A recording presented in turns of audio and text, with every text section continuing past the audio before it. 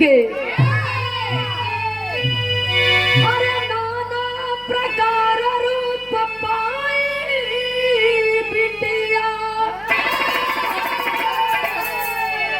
बिटिया में इतना भरा गुण मंगल, तब काहे जाती सताई बिटिया।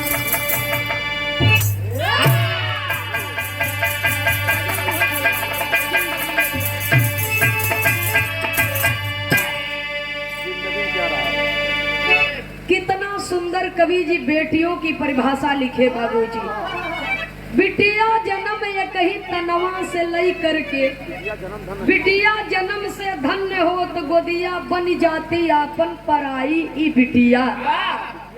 अब बिटिया दोनों कुल के लजिया बचावे, लोक लाज सिर पे उठाई ई बिटिया। बेटियों से सामाजिक रिश्ता है, बेटियों से संसार है। पुरखा पुरनिया लोग कहें लड़की और धरती से सृष्टि की रचना भई बा। लड़की न हो तो कैसे जन्म पौता, धरती न हो तो कहाँ रहता का खाता। सुने वाले बाबूजी, इसलिए कवि को संकेत करना पड़ा। इसके बावजूद भी बेटवा केवल एक कुल खानदान के चिराग हुआ करते हैं, लेकिन बेटियां तीन तीन पीढ़ी का नाम रोशन करती हैं, मान सम्मान रखती हैं। पहली पीढ़ी नैहर, दूसरी की ससुराल, और तीसरी पीढ़ी जब बिटिया का बिटिया बेटवा जन्म लेते हैं तो जो शिक्षा और संस्कृति संस्कार वो मायके से पाई है बाबूजी, वही संस्कार अपने बच्चों को देती है। इसके बावजूद भी कुछ रूढ़िवादी विचारधारा के लोग इस समाज में हैं कि बिटिया पैदा हो गई तो मोह निकरिया कि का कहीं बिटिया पैदा हो गई बाटे। अब बेटवा पैदा होता तो थाली बजवावत है, मिठाई बंटवावत है। सुनने वाले श्रोता सज्जनों, लोग कहते हैं बेटियां पराया हुआ करती हैं।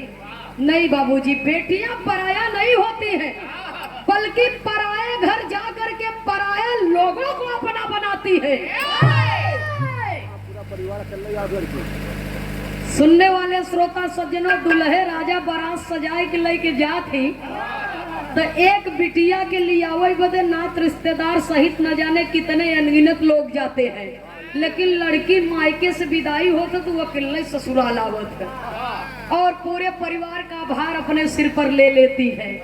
बिरहा में एक लाइन गजल का भाव है, मास्टर साहब कहना है,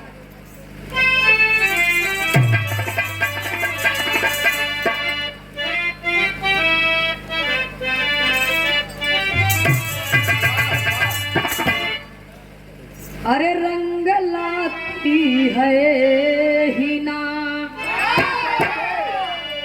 रंग लाती है हिना। जीवन जीना मेहंदी से सीखना चाहिए। स्वयं पत्थर पर घिसी जाए लेकिन दूसरे के हथेली में लालिमा लिया भैया हो। ये संसार में बेटियों को मान सम्मान देने वाले के घर में कभी किसी चीज की कमी नहीं होती।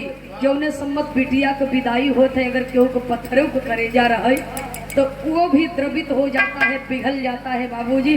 उसके आंखों से अश्रु की धारा बहने लगती है। बाप बेटियों को पढ़ाता है, लिखाता है। बिटियन के पढ़ाऊ लिखाऊ भी संसार में भारी नहीं बा, लेकिन जब बिटिया अपन डेहरी डाक के दूसरे के घरे जाए लागत थी तो वो समय वो पिता के कलेजा से पूछे कि वो बाप के हृदय पर क्या बीतती। कवि को संकेत करना पड़ा, गजल के लाइन में कहना है, अरे रंग लाती है हिना, रंग लाती है ये मेहंदी, पत्थर पे घिस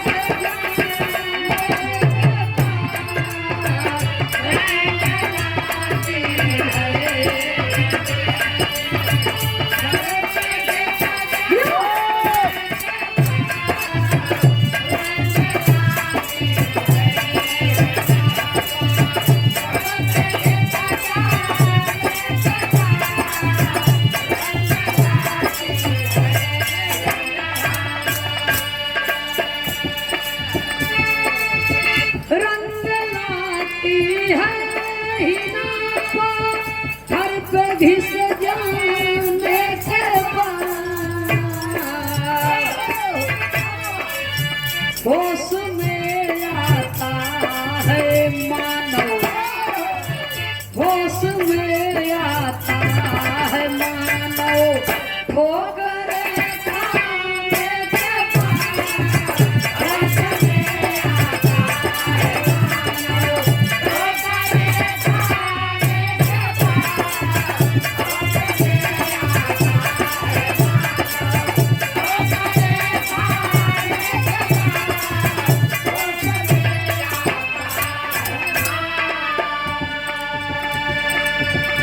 इतना गजल का लाइन बा, लेकिन बिरहा में कवि जी कितना सुंदर भाव लिखे। कहना है भूल का एहसास होता, भूल का एहसास होता वक्त चल जाने के बाद, भूल का एहसास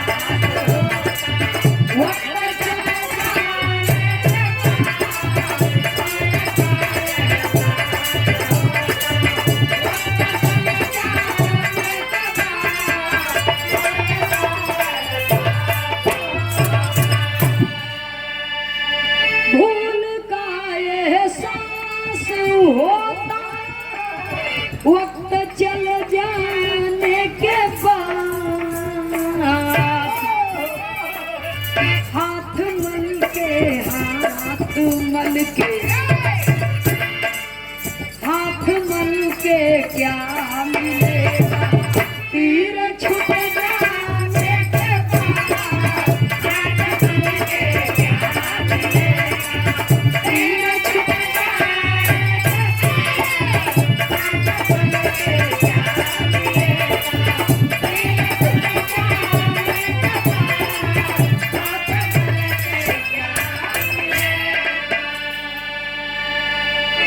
बिरहा सुनने वाले बाबूजी, तीर कमान से बात जुबान से एक बार निकल गई तो चाहे जाने में निकली हो या अनजाने में दोबारा वापिस आवे वाली, इसलिए समय रहते सुधर जा, जन्म बन जाई जिंदगी सुधर जाई। कहानी का शुरुआत ही हमें से बात। कवि जी बिरहा में एक नया मोड़ दिए। कैसे मास्टर साहब?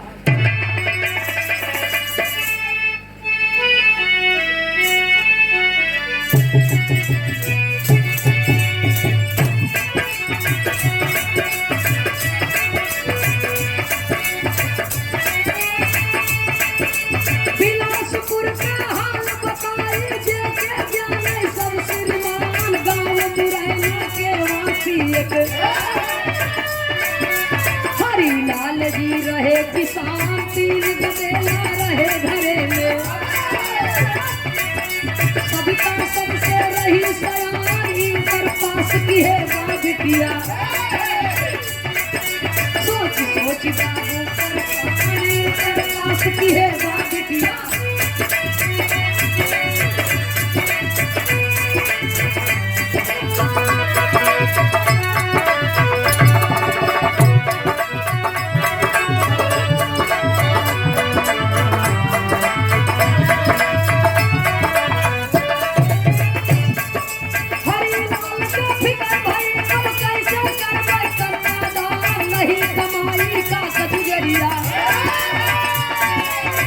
सोच बाबू परेशान, भाग दौड़ खूब किए पिताजी, सूर भान के गए मकान, सुंदर पर संतोष पाके, लगन धरावे विप्र महान, सुंदर पर संतोष पाके।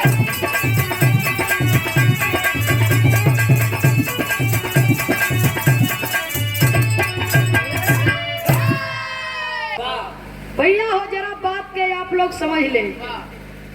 छत्तीसगढ़ में एक जिला बा, जो जिला का नाम बा बिलासपुर, और बिलासपुर जिला में एक गांव, जो गांव का नाम बा मुरैना।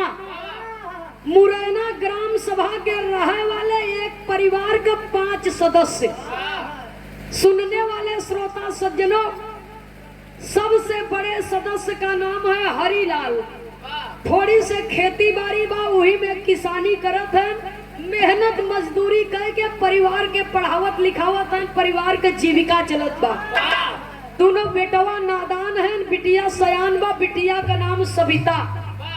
बिटिया हाई स्कूल पास की है, इंटर पास की है। पढ़ाई का खर्च महंगा बा, पढ़ावे के हिम्मत अब पिताजी के भीतर नहीं बा। सोचा था घर पर कहीं बढ़िया मिल जात तो शादी ब्याह कह दे, कन्यादान कह दे, संसार के सबसे बड़े ऋण से मुक्त हो जाई।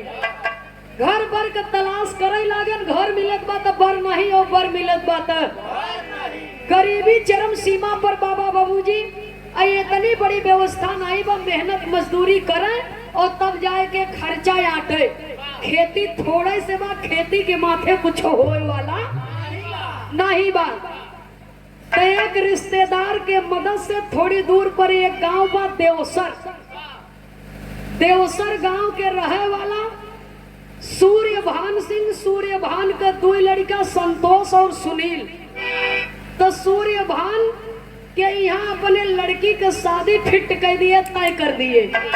कहा पतोह गुणवंती हो चाहे रूपवती हो चाहे पैसा हमें 20 बीघा का काश्तकारी आदमी हुन, बा रियासतदार आदमी है, नाम शोहरत सम्मान बा। तो सूर्यभान के लड़का पर अपने लड़की सविता का विवाह तय कर दिए। और जब तय कर दिए बाबूजी, तब कवि को संकेत करना पड़ा। एक लाइन तर्ज का भाव है मास्टर साहब।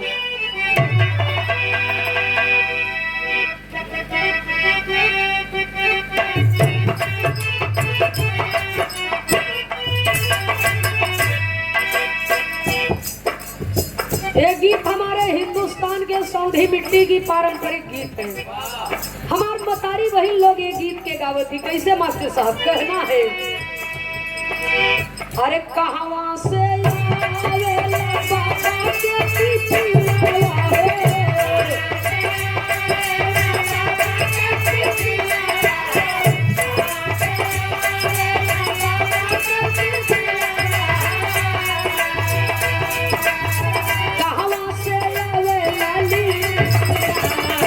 अहिरे सावरिया।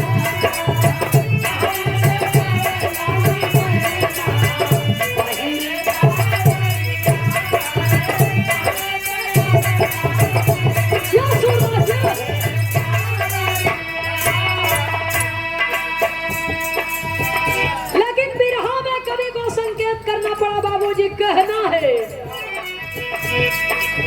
देवसर से दुल्हे राजा ले चले पारतिया हो,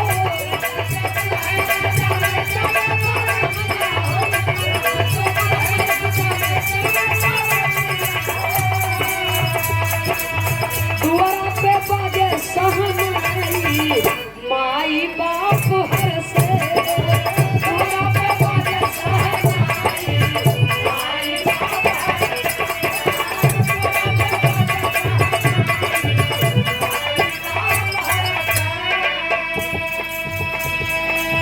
सविता संतोष साथे फिरली भंवरिया हो,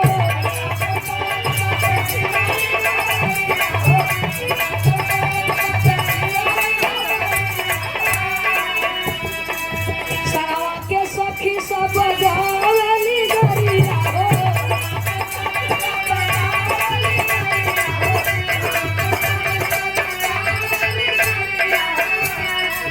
लहुआ के परछे छोटका भाई, माई बाप हर से। ये तो बिरहा के अंदर भाव है बाबूजी। लेकिन आज भी हमारे हिंदुस्तान की मिट्टी पर शादी विवाह जब परत बाबूजी, तब माता बहन लोग गीत गौ नहीं गावत थी। भैया हो, लड़का पक्ष में अलग गाना होता, लड़की पक्ष में अलग गाना होता। लड़का पक्ष में जौने दिन तिलक चढ़ जाता, जौने दिन तिलकहरू आ जाती, तिलकोत्सव कह देती, वही दिन से गाना बजाना हो लगत है। और लड़की पक्ष में भी गीत गौ नहीं होता। अब आपके चंदौली जनपद में मतारी बहन लोग कैसे गावत थी तो हम नहीं सुने है, लेकिन हमारे इलाहाबाद में माताएं बहनें गाया करती हैं। सुने वाले बाबूजी, हमारे उम्र के जवन गवैया हैं तनी सब गाना गावे में असमर्थ है ज्यादा, लेकिन कोशिश रहा था कि बिरहा में पुरानी परंपरा पुरानी धरोहर जीवित रहे। तो हमार माता बहन लोग गावत थी, देखा आज भक्तवान है, कल बारात सच के जाई, तब विवाह पड़ा बा तो शादी विवाह के शुभ अवसर पर भी गाना कुछ हो जाए के चाहिए। मतारी बहन लोग गावत थी लड़का पक्ष से, कैसे गावत थी भैया हो? मतारी बहन लोग गीत गाओ नहीं गावत थी, कैसे गावत थी भैया हो?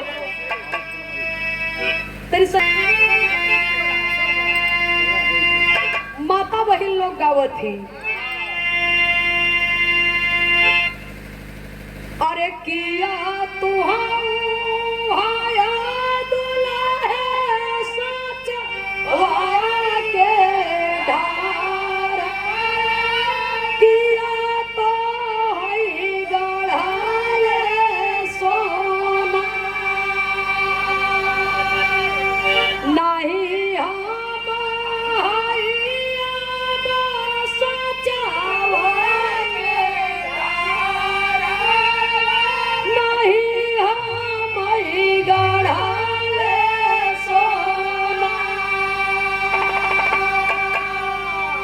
माई बपैया मिल जन्म दिए हैं, कर्म लिखे हैं भगवान, न हम सांचा में ढाला है न हमें सोनार गढ़े बा, महतारी बाप जन्म दिए हैं, कर्म परमात्मा लिखे बा। सुनने वाले बाबूजी बड़े प्रेम पूर्वक से गीत गौनई होता। आए हर धीरे धीरे जब बारात का तैयारी हो लगता, तो जब बारात सज के चलई लागत है तो गांव के चौरा माता पर लोग जाती और दूल्हा के परछन होते, बलैया लेती कि हमारे बाबू को कोई का नजर न लागे, तब मतारी बहन लोग गावत थी, अरे मुसारा का भूखा दूल्हा है, मुसारे से बरछना हो,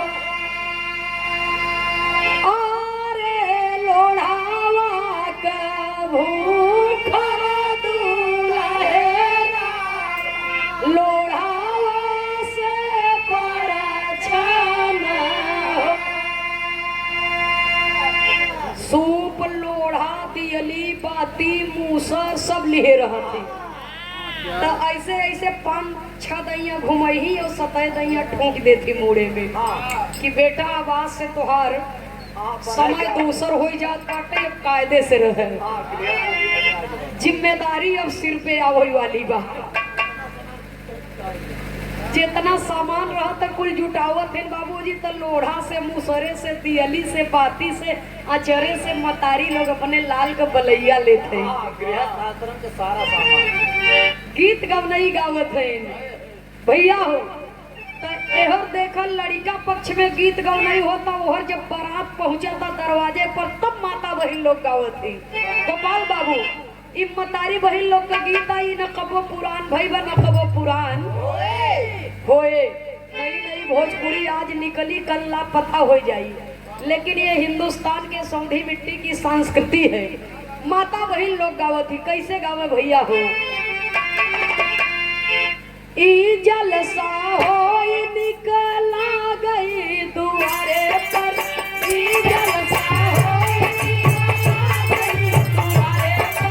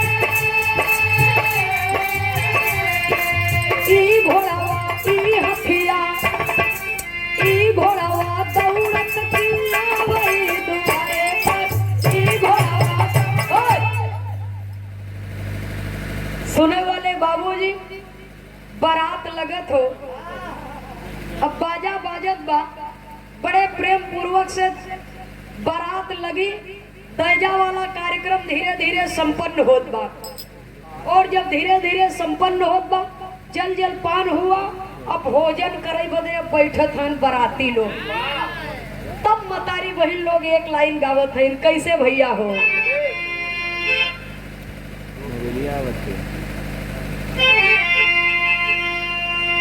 जय दीन राम जनक पुराया हो,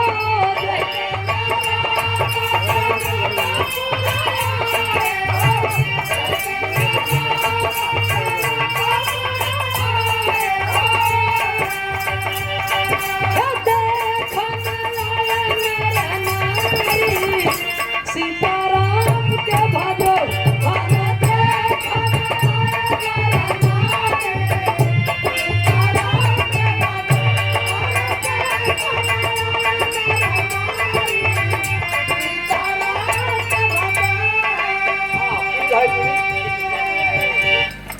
माता बहन लोग गावत ही। ई तो वो गावत है जेकरे एको दांत नहीं है, लेकिन जब दांत वाली आ जाती तो बदल देती।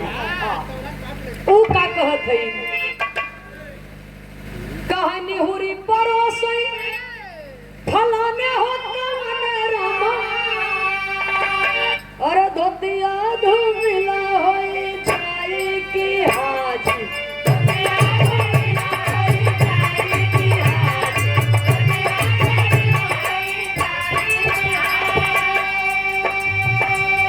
अरे धोतिया तो जई है वही काली दह घटावा हो, धोबियों के लागई धोवाई की हाय। कईयों कसोरा बगल में धरल बा, त कटहर कई बनी तरकारी की हाय। सगर बरती है अगल बगल बैठे, अब बुढ़ऊ दादाजी बैठे मोहारी की हाय। तब बहन लोग गीत गौनवी गावे वहाँ समय में। मतारी बहन गीत गावत है, अब बुढ़ऊ दत्ता लोग जाके गत्ते से कहत हन कि यार तनी हम यही डेहरिए के बैठे देता, बुढ़ापा आदमी है कहाँ जाई। जब माता बहन लोग गीत गौनई गावे लगे तो बुढ़ऊ दत्ता लोग चश्मा उठा उठा के ताके कि इन्हने मोर नौना नहीं जानत है इनका, तनी हमहू के कुछ कह देती तो दूध कचौड़ी बेसी खवाई जा। तब मतारी बहन लोग कहे अरे ये हरा ओ हरा जनी ताका बुढ़ऊ, ए हरा ओ हरा जनी ताका बुढ़ऊ, अरे गते गते काटे सोहारी की हाथ।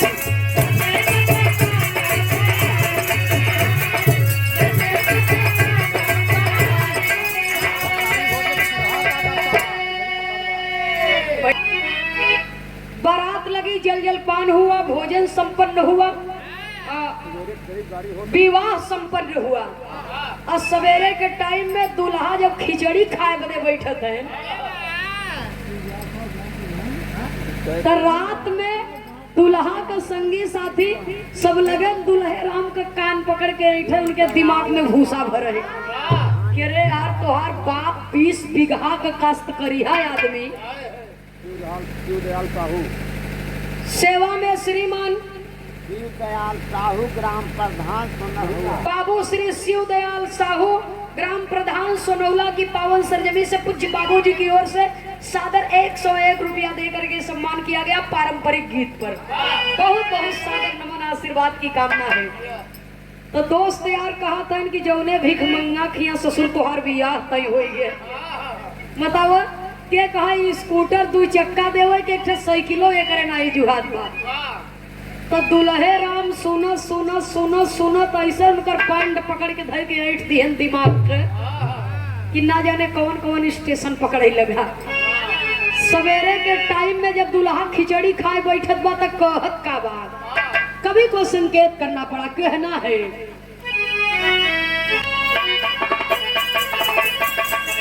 अरे दुल्हा कहाँ बिगड़ी जबले, तो दुल्हा कहाँ बिगड़ी जबले, अरे पाइब नाही सिकड़ी है गुआ हो ये गुआ, तबल पाइब नाही खिचड़ी है गुआ, तबल पाइब नाही खिचड़ी है गुआ।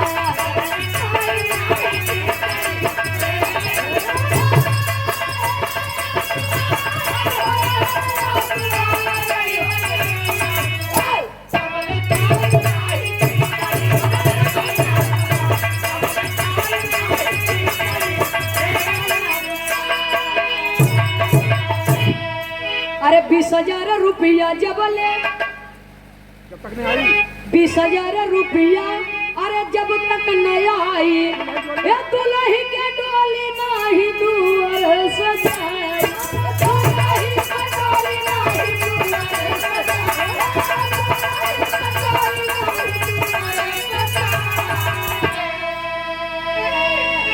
अरे दिहला अठी घड़ी लिहल बउआ के पकड़ी ए बबुआ, चल के खाई ले वो खिचड़ी ए बबुआ। कहा जब से सोने की सिकड़ी 10, 20, 50,000 रुपया न मिल जाए तब से मेहमान ससुर खिचड़ी। आपके यहाँ पाहुन बोला थी दामाद। सुनने वाले श्रोता सज्जनों तो कहा तबले मेहमान खिचड़ी न खाई है। अब पिताजी हाथ जोड़ के खड़ा हो गए कि कुछ जमीन रही ओके हम गहन धर के गिरवी रखी के तो उसे कुछ पैसा कौड़ी जुटा के ऋण कर्जा ले के बारात बुलाए है, अब सिकड़ी कहाँ से दे। तो एक काम करो खिचड़ी खाए ला, बिटिया के विदाई हो जाई, बिटिया ससुराल चल जाई। जब चौथ लेके आई अब बिटिया के बुलाए के लेके आई, फिर से दोबारा दोंगा दे लगा तो लड़की के संगे तोहार इच्छा पूरा कर दे, लड़की के विदाई करब, जौन कुछ हमारे जुड़ी जुटी हाँ वो तो के दे दे, लेकिन ये घड़ी रिसिया मत। जब ये इतना बात सुने बाबूजी दुल्हा तब खिचड़ी खाया प्रेम से, और लड़की का विदाई होत बा तब कवि को संकेत करना पड़ा। एक लाइन तर्ज है फिल्म फिर तेरी कहानी।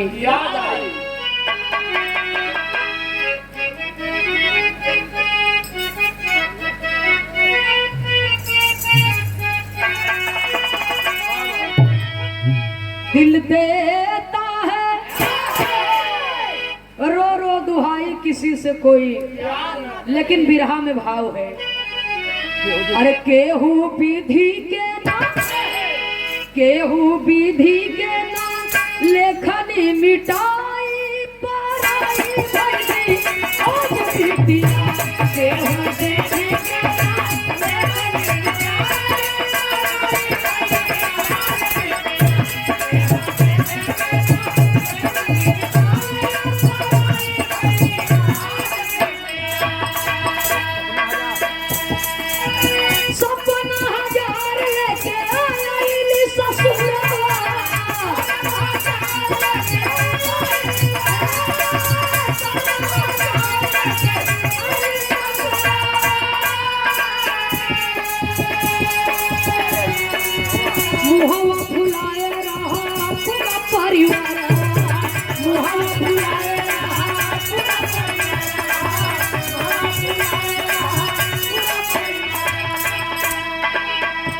सैया पहले बिना नौकरी तकाई पराई भइली आज बिटिया। चाहे गरीब की बेटी हो चाहे अमीर की बेटी हो, बेटियों के मन में हजारों करोड़ों सपना रहता है अपने विवाहित जिंदगी को लेकर के। ससुराल में जाऊंगी तो महतारी बाप छोड़त है तो सास ससुर मिली है, पूरा परिवार में घुल मिल के रहब, सबके प्यार बांटब और सबकर प्यार पाई। लेकिन लड़की ससुराल अपने जात बा, और जब लड़की अपने ससुराल जाता सविता का मुंह दिखाई जब होत बा तब मुंह देखे वाले कुल मेहरारू कहे बा। ऐसा पतो अगल बगल गांव में कोई के नहीं बा।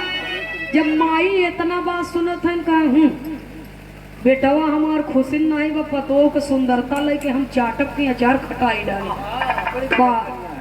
क्या सोच है किसी की बेटी होकर किसी की बेटी के विषय में ये सोच है। सुनने वाले श्रोता सज्जनों,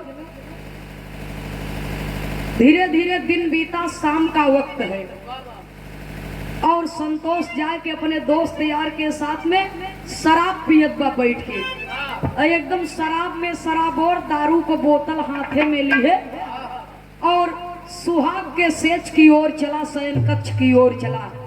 और जब घरे के भीतर जात बा तो दुल्हनिया पाँव छुअत बा तो दुल्हवा कहत बा खबरदार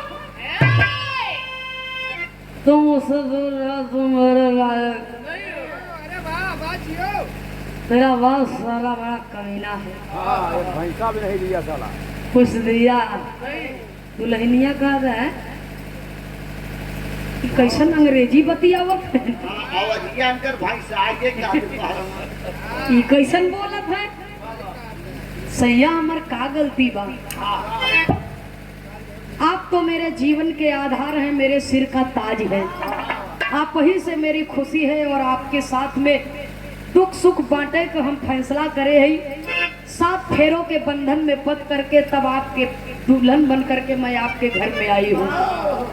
जब ये इतना बतिया सुनत बा कहत बा ओसे हमें मतलब नहीं बा, तू मेरे लायक नहीं है।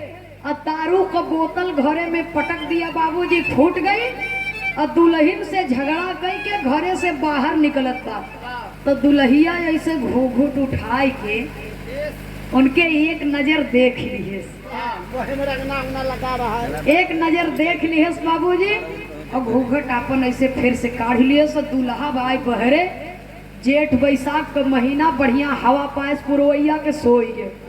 सवेरे के टाइम में माँ से आदेश लिया, पिता से वो भी नहीं, सूर्य भान का जानकारी नहीं भाई बात के। मतारी से आदेश लेकर के संतोष दुल्हा अपने नई नवेली दुल्हन के छोड़ के अपन घर द्वार छोड़ के गुजरात नौकरी करता था, चला गया ड्यूटी पर। और जब ड्यूटी पर चला गया बाबूजी तो यह दिन बीता, शाम का वक्त है। एकाएक मौसम खराब हुआ बाबूजी, अचानक से आसमान में बादल छा गए और आंधी तूफान चलने लगा। दुल्हिया अपने मन में सोचत था, कवि को बिरहा शैली में टेरी के भाव में लिखना पड़ा। कहना है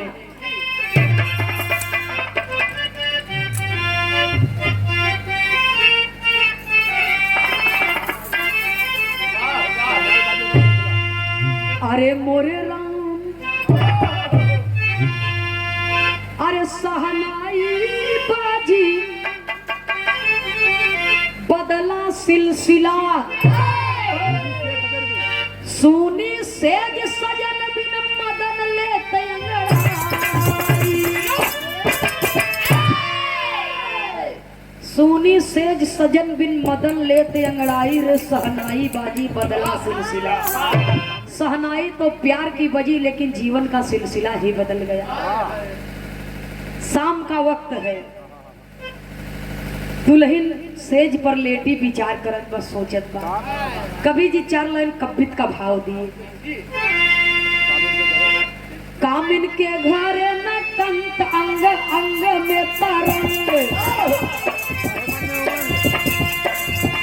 रहे मन में उमंग रंगदार अचारा।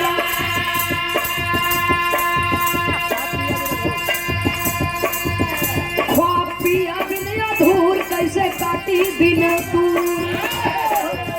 सोई से जिया पे हूर था उभार अचारा। कई रात घनेराई जेठा चुप कैसे आई, ठिकेवाड़ उठनाई जान मार अचारा।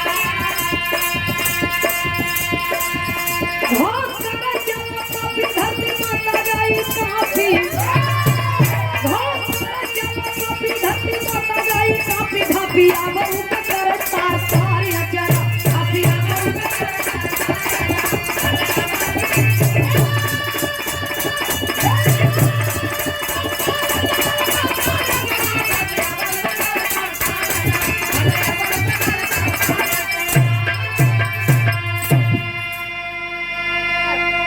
सविता पलंग पर सोई है, सोच रही है कि लेटी है और सोच रही है कि हे विधाता क्या मेरी यही गलती है, मेरा यही कसूर है कि मैंने गरीब बाप के घर में जन्म लिया। क्या बात है। यदि मुंह मांगा दहेज मिला होता तो आज मुझे भी सुहागन होने का सुख मिलता, मेरा पति मुझे छोड़ करके यूं चला न जाता। इसी सोच विचार में डूबी हुई है। खिड़की खुली बा, हवा का झोंका लगा और उसके शरीर से उसका आंचल उड़ने लगा। और जब उड़ने लगा तो सविता का जेठाऊ घर के बगल से गुजर गया। घर के बगल से गुजर गया बाबूजी। आदत का गंदा रईस बाप का बिगड़ी हुई औलाद। सविता के शरीर पर, सविता के चेहरे पर उसकी नजर जाती है बाबूजी, और नीयत खराब हो गई। मचल गया। उसका मन मचल गया सविता के ऊपर। तो जा करके बाबूजी दरवाजा उठगाया हुआ था, दरवाजा खोल करके सविता को भरे अखबार में पकड़ लिया। जब किसी पुरुष का स्पर्श हुआ तो सविता की चेतना लौटी। सविता चौंक जाती है और देखती है कि मेरा जेठ मुझे अपनी बाहों में जकड़ा हुआ है और कुछ कहने का कोशिश कर रहा है।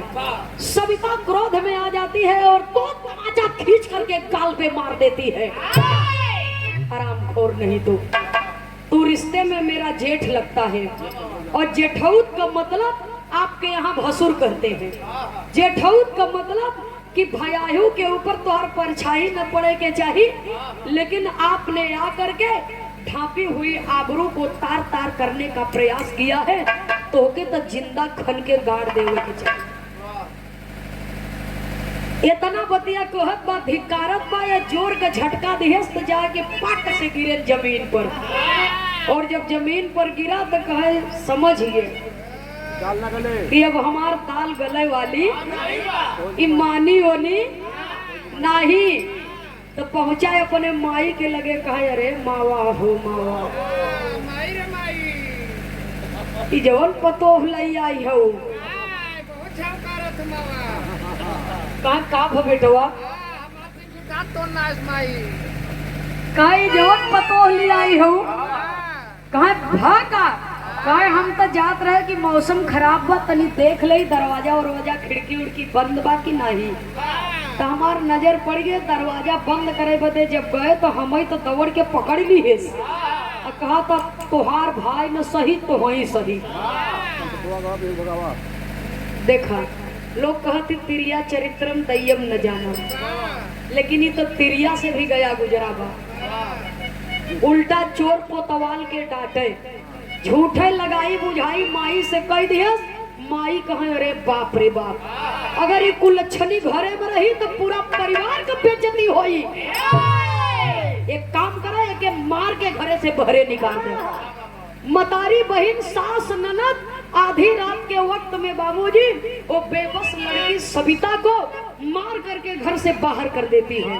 और जब घर से बाहर कर देती है तब सविता करती क्या है।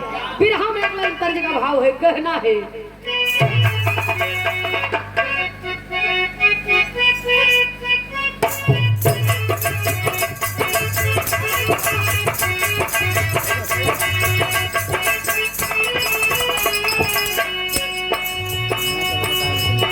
एक दिन नहाए गए बाबा के सगारा रे बाबा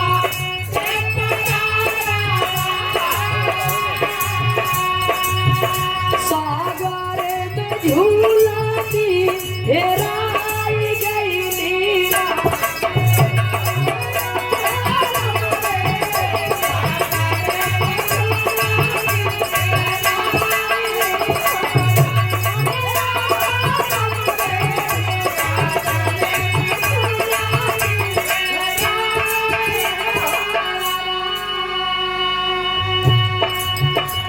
लेकिन सविता क्या करती है, आधी रातिया में चली देवई जिंदा जानी आय रे देवई जिंदा जानी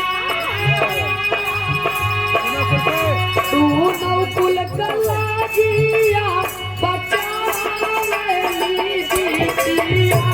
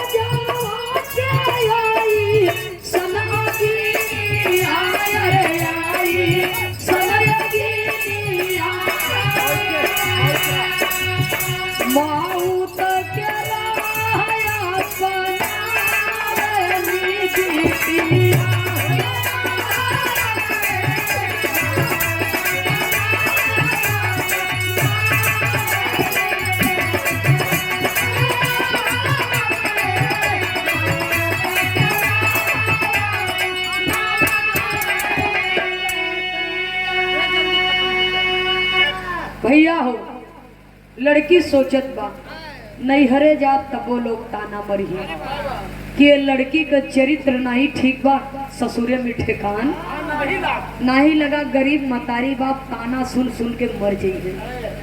ससुरे रहा तो हमार मान सम्मान खतरे में बा, तो न नैहरे जाब न ससुरे रहा भी ये दुनिया में न रहा।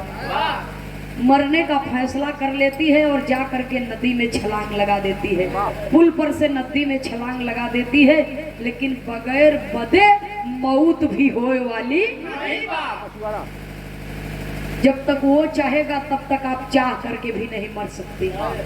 सुनने वाले श्रोता सज्जनों, नदी में बहते बहते जा करके एक घाट पर लग गई, किनार पर लग गई, और मछुआरा के बस्ती के लोग जब देखे तो उस लड़की को निकाल करके बाहर ले आए। डॉक्टर बुला करके दवा सुई कराए, सविता होश में आई, सारी आप बीती बता देती है कि अरे भैया आप लोगों ने मुझे क्यों जिंदा किया, क्यों बचाया, हमारे जैसे अभागिन के ये दुनिया में कोनो जरूरत नहीं बा। तो धोखा कहाँ होत बा, मछुआरों की बस्ती में बेश्याओं के दलाल का आना जाना था। तो मासूम लड़कियन के अपने जाल में फंसावे और ले जाकर के वेश्यालय पर वो बेच देता था। तो एक दलाल आया और सविता को कहता है कि तुम मेरी बहन, मैं तेरा धर्म का भाई, तेरा पति संतोष मेरे बचपन का लंगोटिया यार है, गुजरात में रहता है ना। अब देखो जब सारी बात सविता बता दे है तब पाजी कहत बा कि तेरा पति मेरा लंगोटिया यार है, तो मेरे साथ चल, दुनिया की बात टाल सकता है लेकिन मेरी बात कभी नहीं टालेगा। मैं देखता हूँ तुम्हें क्यों नहीं स्वीकार करता हो। सविता को लिवा करके चला, आल्हा के लाइन में कवि को संकेत करना पड़ा।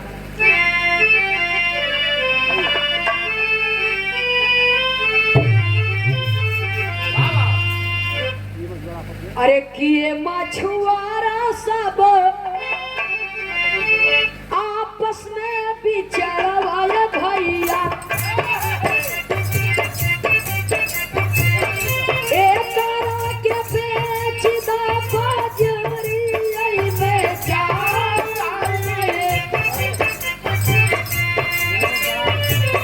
बेचा है दलाल तब गुजरात सहरिया भैया,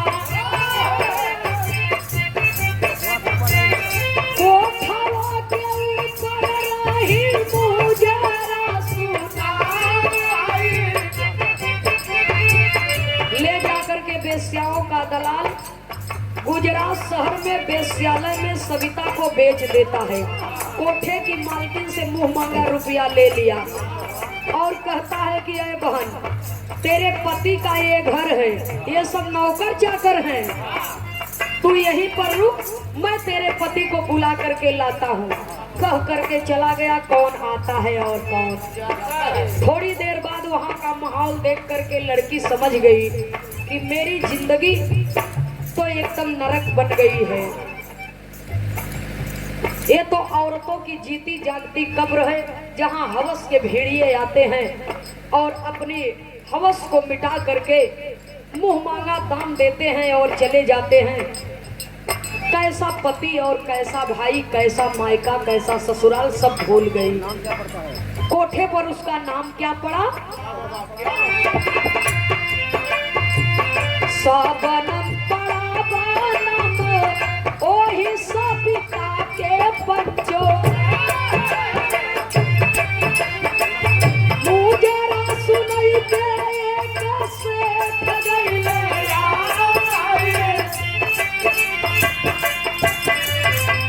शादी कैला हमारा से, बोले से ठपतिया बबुनी, धक्का दिहली सीढ़िया से गिरे हैं भाई।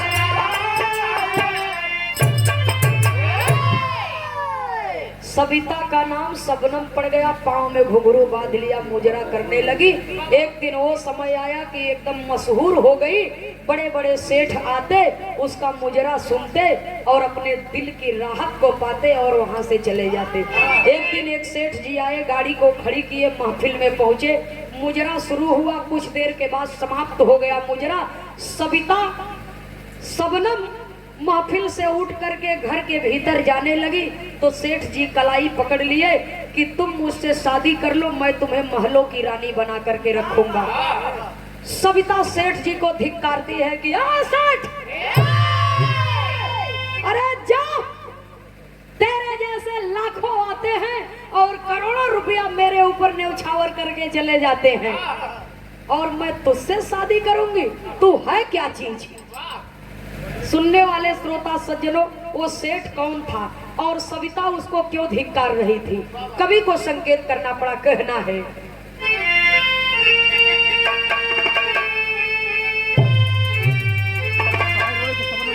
एक रोई के शबनम पतिया माना हमारी, अब तोहरी सविता दुल्हनिया बनल बाटुअरी।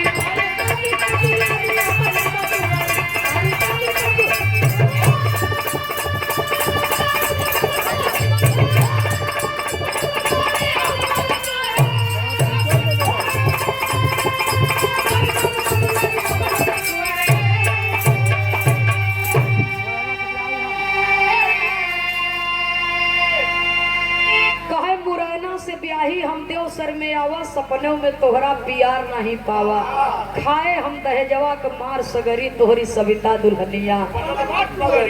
सारी बात बता देती है बाबूजी। और वो सेठ कोई और नहीं था, उसी का पति संतोष था। जिस सेठ के यहाँ वो नौकरी करता था, दुर्भाग्य से उस सेठ को कोई औलाद नहीं थी और उसने अपने मरते समय अपनी सारी जायदाद, सारी संपत्ति संतोष के नाम कर दिया और संतोष आज सेठ बन करके सेठ का दिया हुआ रुपया, उसकी दी हुई संपत्ति अय्यासियों में उड़ा रहा है। जब इतना बात जान गया कि ये तो मेरी पत्नी है, लोग सुनेंगे तो मेरे मुंह पर थूकेंगे, मुझे धिक्कारेंगे, ऐसे तो बढ़िया बा कि अपनी इज्जतियां बचाए। हाथ जोड़ करके कहता है कि सविता, मुझसे गलती हो गई, मुझे क्षमा कर दो और मेरे साथ मेरे घर चलो। वही प्रशासन बुलाया गया बाबूजी और पुलिस प्रशासन के देखरेख में दोबारा से दोनों की शादी करवाई गई। वो कोठे की मालकिन जो थी मौसी, वो शादी करवाती है और अपनी बिटिया मान करके उसका कन्यादान करती है बाबूजी, विदाई करती है। और जब गांव में ले आए के आवत है तो जब गाड़ी से उतरत है तो दोस्त यार कहाँ, अरे बाप रे बाप, सरवा हीरा के कलम से किस्मत लिखवा के लैया है बा। बीही मेहरारू के तो माई बहन मार के घरे से निकाल दी, ना जाने कहाँ गुड़ भरा के मर गई। तू सर की लिया तो इतनी खूबसूरत।